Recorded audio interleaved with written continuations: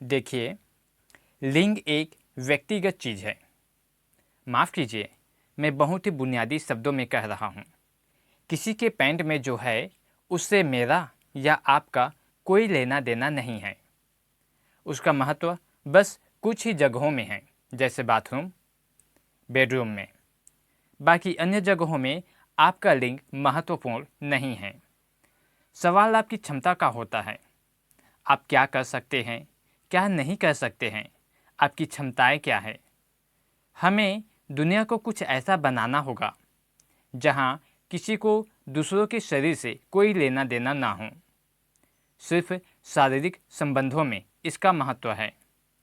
बाकी समय ये दूसरों से संबंधित नहीं है। इसके लिए महिलाओं को भी इस तरह सोचना होगा। पर फिलहाल स्त्रियां पूरी तरह से पुरुषों के सपने के हिसाब से ही जा रही है। जैसे कल मुझे किसी संगीतकार से चर्चा करनी थी और मैंने कहा ठीक है, मुझे कुछ सुनाइए आप।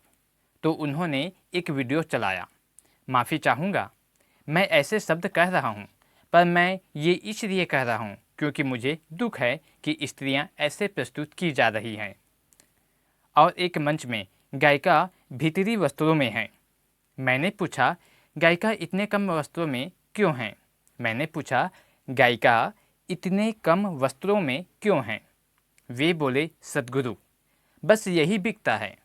मैंने कहा, ये क्या है? महिलाओं का भयानक शोषण है और वे इसमें सहयोग कर रही हैं। वे जो चाहे पहन सकती है, ये मेरा काम नहीं है। पर अगर वे इसे सिर्फ इसलिए पहनती है क्योंकि वही बिकता है, तो ये समाज में सही नहीं है। ये उनका चुनाव है कि वे क्या पहनना चाहती है, पर यहाँ उनका चुनाव नहीं है, कोई और तय कर रहा है। ये चुनना नहीं हुआ। युवा लड़के व लड़कियाँ, ये दोनों के लिए महत्वपूर्ण है। उन्हें ये स्थापित करना होगा कि आपका शरीर आपका काम है। आपका शरीर ऐसा चीज़ नहीं है कि हर व्यक्ति का उससे लेना देना हो। हर किसी का आपके शरीर से लेना देना जरूरी नहीं है। लोगों को आपकी बुद्धि से जोड़ने की ज़रूरत है। लोगों को आपकी प्रतिभा को पहचानने की ज़रूरत है। सड़क पर हर किसी का आपके शरीर के साथ शामिल होना जरूरी नहीं है। शरीर के अपने प्रयोजन हैं, उसकी अपनी सुंदरता, अपनी प्रकृति है। वो एक अलग चीज़ है। मैं ये कहने की कोशिश नहीं कर रहा हूँ कि पहनावा क्या होना चाहिए। नहीं, मैं ये कह रहा हूँ कि पुरुष को स्त्री का पहनावा तय नहीं करना चाहिए। मैं बस ये कह रहा हूँ कि फ़िलहाल लगता है पुरुष का भ्रष्ट स्वभाव स्त्री के कपड़े तय कर रहा है। अगर महिलाओं को स्वतंत्र होना है तो इसे बदलना होगा।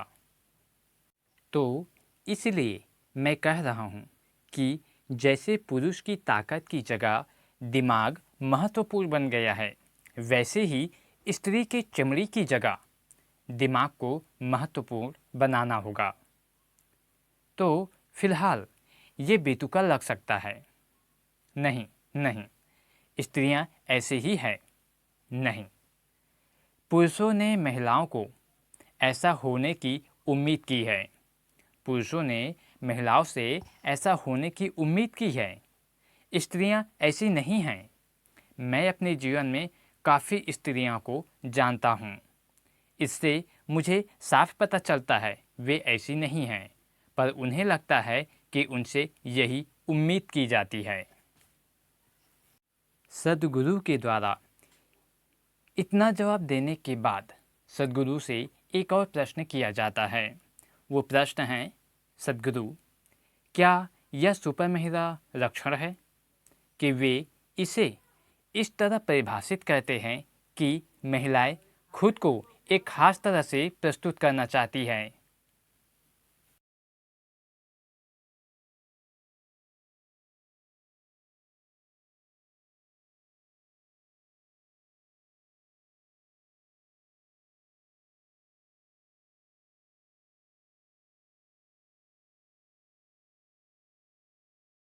सफल होना है अगर सफल होना हो तो आपको पुरुष की तरह अपनी ताकत दिखानी होगी। इसे बदलना होगा, क्योंकि ये एक तरह से इसका नतीजा है कि आर्थिक मशीनरी पूरी दुनिया को चला रही है। जब सिर्फ पैसों का लेन देन मायने रखता हो तो सब कुछ एक बाजार होता है। सब इस बारे में है। देखिए, बाजार में अगर मैं कम देकर ज़्यादा लेता हूँ तो मैं स्मार्ट हूँ, है ना? अगर मैं बाजार जाता हूँ और ज़्यादा देकर कम लेता हूँ तो मैं बेवकूफ़ हूँ। पर आपको समझना होगा, आपके घरों में, मुझे यकीन है कि ये आपके लिए भी सच है। मैंने महिलाओं को कई तरह की काम करते हुए देखा है। मेरी अपनी माँ, बहनें, चाची, मामी, बुआ और कई दूसरी महिलाएं जिन्हें मैंने देखा है, जब वे घर पर होती हैं तब वह खुद को पूरी तरह से झोंक देती है, क्योंकि उन्हें अपना काम पसंद है। उनके लिए वे लोग मायने रखते हैं। उन्हें क्या मिलेगा ये महत्वपूर्ण नहीं है। यही उनके जीवन को सुंदर बनाता है। ये सिर्फ घर पर ही नहीं, समाज में भी होना चाहिए कि सभी दूसरों के लिए कुछ बेहतरीन करने की कोशिश करें। यही स्त्री प्रकृति है। फिलहाल लोग हर जगह ये कह रहे हैं, मुझे कम देकर ज़्यादा लेना है, चाहे बाजार हो या शादी। यही हो रहा है और कोई खुशी नहीं है। कोई अच्छे से नहीं जी रहे हैं। कोई अपना मोर्चा छोड़ नहीं पाता।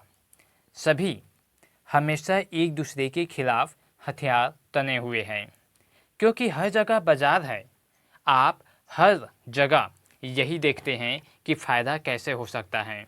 नहीं, ऐसे मनुष्य अच्छे से नहीं जी सकता। मनुष्य अच्छे से जी सकता है। मैं लगातार स्वयं सेवकों के बीच रहता हूँ जो हमेशा कुछ बेहतरीन देने की कोशिश करते हैं।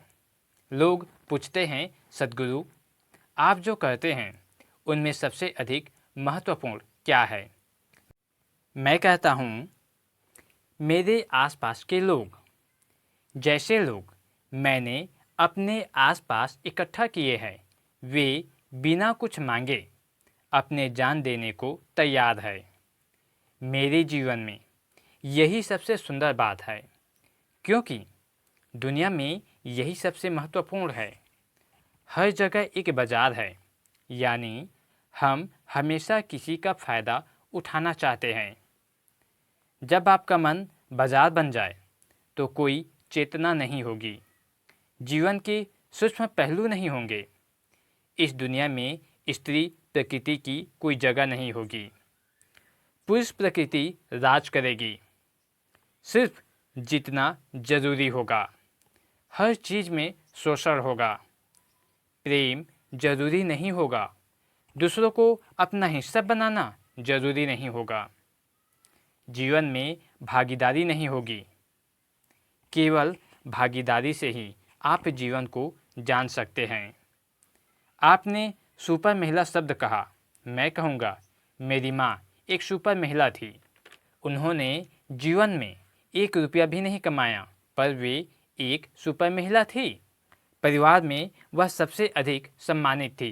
क्या उन्होंने कभी पूछा मुझे क्या मिलेगा? नहीं, पर वे एक सुपर महिला थी।